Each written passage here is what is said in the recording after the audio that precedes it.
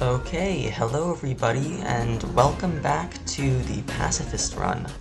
Now, I'm going to be doing this video a little differently. I'm going to try to do some things a little better, like for example, actually showing the boss fight. Yeah, I'm pretty stupid, aren't I? Well, anyways, now that we've killed Skeletron, most of, the rest of Hardmode is basically open to us. Well, not really. I mean, we don't have Demonite. We actually don't have a lot, but we do have the Dryad now, and I wasn't recording, but I did take a screenshot. Here it is. And when I saw that, I went running, zooming to the jungle base so that I could set the painter's house there. And it actually kind of took me a while to actually get it right, because as it turns out, the Dryad and the painter's houses, her official, actual house points, I guess, weren't close enough together. But eventually I did get it working, and the painter did sell the pylon, so now we've got the pylon system. That's all cool. Oh yeah, and I did some base upgrading off camera.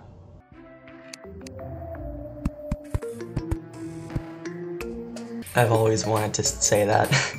Anyways, now it's time to actually loot the dungeon, because, you know, you've probably been waiting to do that, you know, since you've been killing Skeletron, so do that. And just a reminder, once again, you are allowed to kill all the dungeon mobs, except the dungeon slime.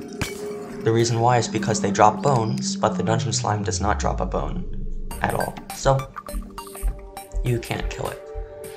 But, yeah, the other mobs have a rare chance of dropping golden keys, so that's how you can get that. I would suggest doing that because you'd probably want the Cobalt Shield and maybe a shadow key to get the stuff from the shadow chest. I don't know, just do whatever you think would help you. Also, try to rescue the mechanic. She makes the Goblin Tinker happier, and the pylons are pretty important. Now we can actually upgrade our armor. There is actually something we can get that is slightly better than gold or platinum armor, and that is Necro Armor. If you have received an ancient Necro helmet from the dungeon, like I have, then you can just craft the breastplate and the leggings, or the greaves, or whatever they're called. But the full set does take 150 bones and 135 cobwebs to make, so just do that. Now I'm going to address something that probably has all of you very confused, because twice now I've referred to the Goblin Tinker, and I've very much made it seem like I'm going to get him at some point. So I'm going to be answering the question, once and for all. Xorkent, are you trying to get the Goblin Tinker? And if so, how are you going to do it without killing the Goblin army? Well, I am going to kill the Goblin army, but I'm going to do it without killing a single goblin. And I know that sounds very confusing, but I do actually have a way. I did set up this whole lava trap thing, because as it turns out, you know, if goblins, you don't necessarily have to kill the enemies. All they have to do is die, not necessarily by your hand, and that counts towards the progression of the invasion. So I set up a lava trap and stuff, and, well, I'll just tell you how it went. Also, in the highly likely chance that this happens to you, and trust me, it's going to happen a lot, just save and exit. That completely stops the Eye of Cthulhu from spawning. So they came, and, well, I prepared, and when they did come, I tried to lead them down to the lava trap, but as you can see, that turned out not to be the best option. So I went back, and I actually died. But after I died, I noticed this. The NPCs were actually fighting back, and it was actually turning out to be a better strategy than the lava trap, so I ended up just staying on the surface and letting the NPCs fight it out. That clothier attack is just so OP, I've gotta say. That wrecked all of them. So here I show you that as the invasion is about to end, I have gotten this far through the event without killing a single goblin. As you can see through my bestiary, none of the goblins are in there, and that is because I never touched any one of them. So, yep, there's the goblin army dead. We had quite a few casualties. The clothier, the arms dealer, the guide, all of those guys died. What ended up being the best strategy was to get the nurse down there, because she heals herself and also other hurt NPCs, and also the demolitionist because his grenades do quite a bit of damage. They're not as fast as most other attacks, but they're pretty good. Anyways, time to search for the Goblin Tinker. With the Goblin Tinker found, we now have access to basically every single pylon, because, well, I guess it's kind of like the nurse and the arms dealer, except not quite as powerful. You're mainly going to want this for the cavern pylon, which the Goblin Tinker will sell if he and the mechanic are alone underground. I would use this as a quick waypoint to the underworld, so that it's easier to traverse down there, because seeing as the Wall of Flesh battle is coming up, you're gonna be down there a lot pretty soon. And he also sells the rocket boots and the Tinker's Workshop. If you have Hermes boots, which I assume you have at this point, you will merge the rocket boots with the Hermes boots to create Spectre boots, and if you have a spare aglet and an anklet of the wind, as I happen to have, you can upgrade the Spectre boots further into lightning boots, which are really, really good. Have you forgotten about the dungeon yet? Well, let me just tell you what your heart desires. You want a Cobalt Shield. No, really, you do. Trust me. It gives you resistance to knockback. In fact, it completely nullifies knockback, which, trust me, in all those situations where you get knocked around and stuff like that, it really is worth it. It really is worth not being pushed around anymore, so that you don't get stun locked.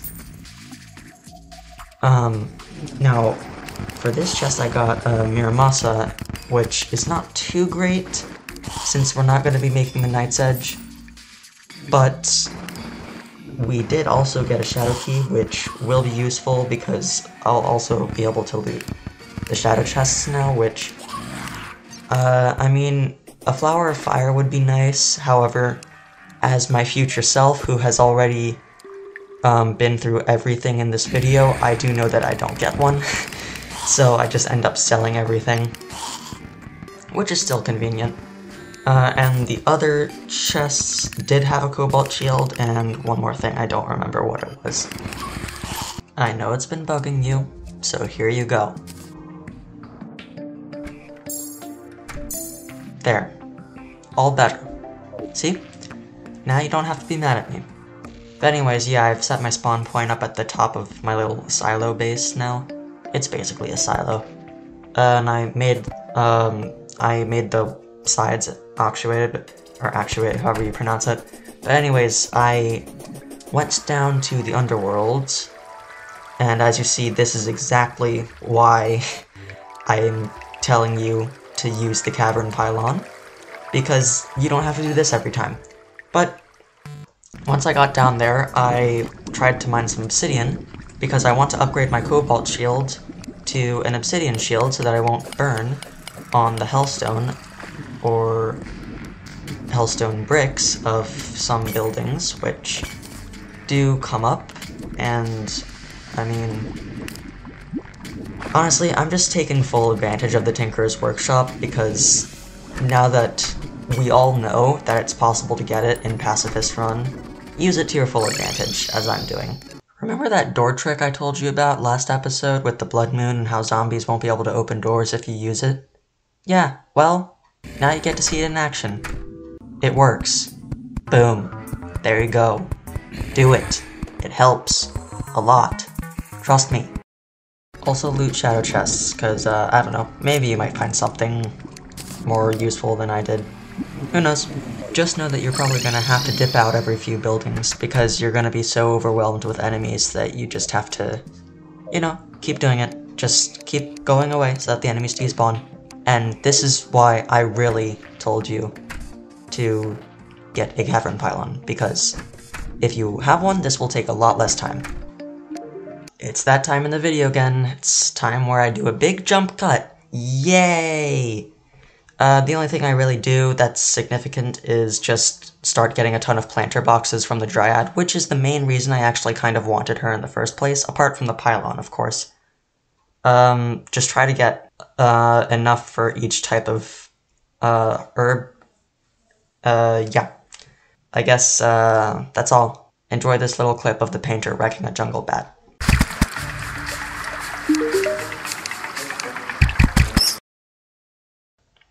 It's time.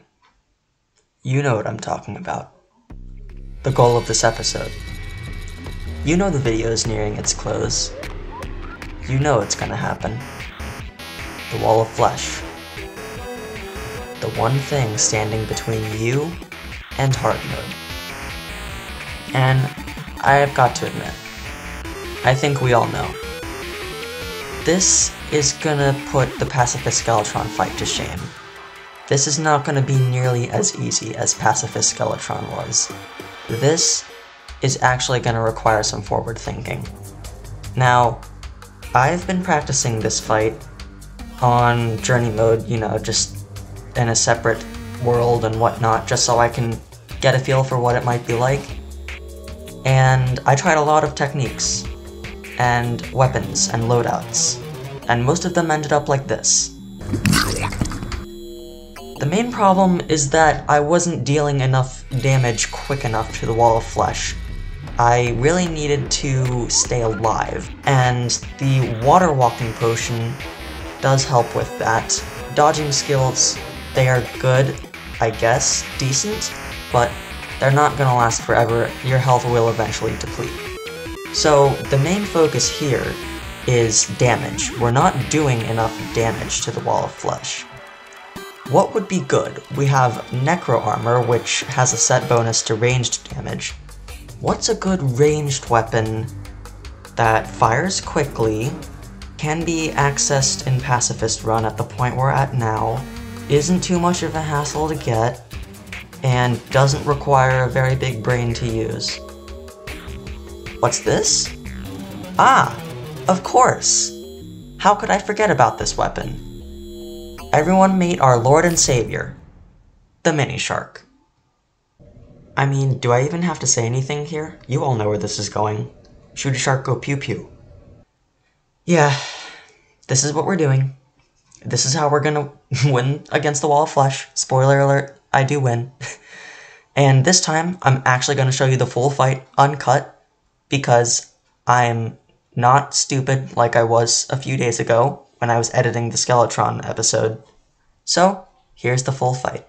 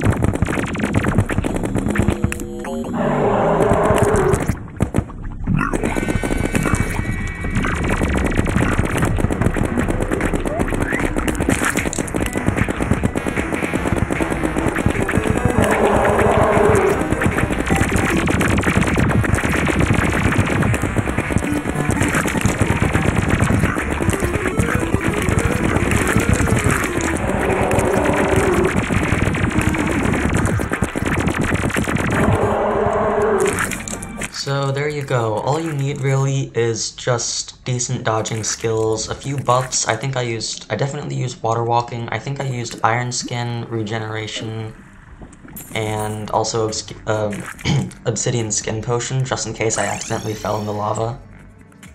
I used lightning boots, fledgling wings, tiger climbing gear, an obsidian shield, and something else I can't remember, and Necro Armor, as you know. And I also used a mini shark and a heck ton of bullets. That's really all you need. Now, you may have noticed this in the fight, I did accidentally kill a demon and a hellbat. As I said in the first episode, the occasional slip is okay, just as long as you're not intentionally killing them. I was too into the zone to notice that those enemies were there, and by the time I realized that I didn't notice I had killed the demon until I was rewatching the footage. I did notice I had killed the hellbat though, although I didn't know I had until I heard the death sound, so... oh well, mistakes happen. So, my jungle pylon is beginning to get corrupted, which is the main reason why I really kind of didn't want to enter hard mode too soon, because my world had the luxury of having all of the corruption on the right side of the world, which means digging that elevator essentially would stop the whole rest of the world from getting corrupted. But of course hard mode just completely yeets that fact, so it's probably going to be a long time before episode 3 comes out, just because I'm gonna be trying to contain these new corruption and hollow streaks. So I'll see you guys later. And if you've been following this run so far, welcome to Pacifist Hardmode. It's literal.